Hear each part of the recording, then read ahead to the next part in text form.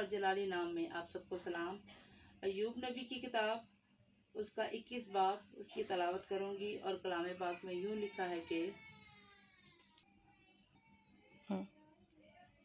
तब अय्यूब ने जवाब दिया, गौर से मेरी बात सुनो और यही तुम्हारा तसल्ली देना हो।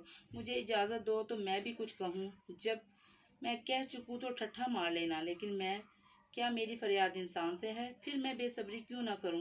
मुझ पर गौर करो और मुताजिब हो। अपना हाथ अपने मुंह पर रखो। जब मैं याद करता हूं तो घबरा जाता हूं और मेरा जिस्म थरा उठता है।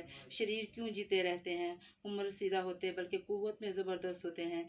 इनकी औलाद इनके साथ, इनके देखते देखते और उनकी नस्ल इनकी आंखों के सामने कायम हो जाती है। इनके घर डर से महफूज हैं, खुदा की छड़ी उन पर नहीं है। इनका सांड बारदार कर देता है और चूकता नहीं। इनकी गाय ब्याती है और अपना बच्चा नहीं गिराती, और अपने छोटे छोटे बच्चों को रेवड़ की तरह बाहर भेजते हैं। उनकी औलाद नाचती है और वो खजरी और सतार के ताल पर गाते और बांसुरी की आवाज़ से खुश होते हैं। वो खुशहाली में अपने दिन काटते और दम के दम में पाताल में उतर जाते हैं। हालांकि उन्होंने खुदा से कहा था, हमारे पास से चला जा, क्योंकि हम तेरी राहों की मार्फत के खान नहीं। कादिर मतलब क्या है कि हम इसकी इबादत करें, और अगर हम इससे दुआ करें तो हमें क्या फ़ायदा होगा? देखो, उनकी इकबालमंदी इनके हाथ में नहीं है। शरीरों की मशवरत से मुझसे दूर है।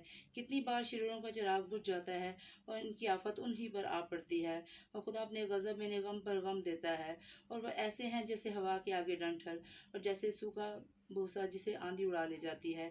खुदा इसकी बदी इसके बच्चों के लिए रख छोड़ता है, और इसका बदला इसी को दे, ताकि वो जान ले कि इसकी हलाकत को इसी की आंखें देखेंगी और कादिर मुतलक के गज़ब में से पिए, क्योंकि अपने बाद इसके अपने घराने से क्या खुशी है जब इसके महीनों का सिलसिला ही काट डाला गया। क्या कोई खुदा को इल्म सिखाएगा जिस हाल के वो सरफराजों की इदारत करता है? कोई तो अपनी पूरी ताकत में चैन और सुख से रहता हुआ मर जाता है। इसकी दोनियां दूध से भरी हैं और इसकी हड्डियों का गुदा तर है, और कोई अपने जी में कड़कड़ा कर मरता है और कभी सुख नहीं पाता। वो दोनों मिट्टी में यकसा पड़ जाते हैं और कीड़े ने ढांप लेते हैं।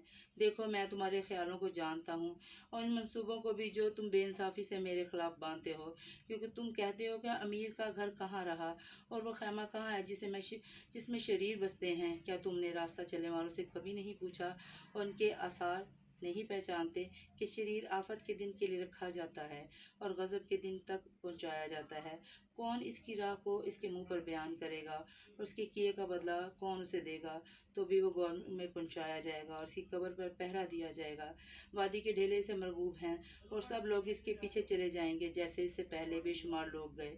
सो तुम क्यों मुझे अबस तसल्ली देते हो जिस हाल के तुम्हारी बातों में झूठ ही झूठ है? आमीन। खुदावंद के जिंदा और जाली कलाम के पढ़े और सुने जाने पर खुदावंद का शुक्र, उसकी तारीफ। जय मसीह की।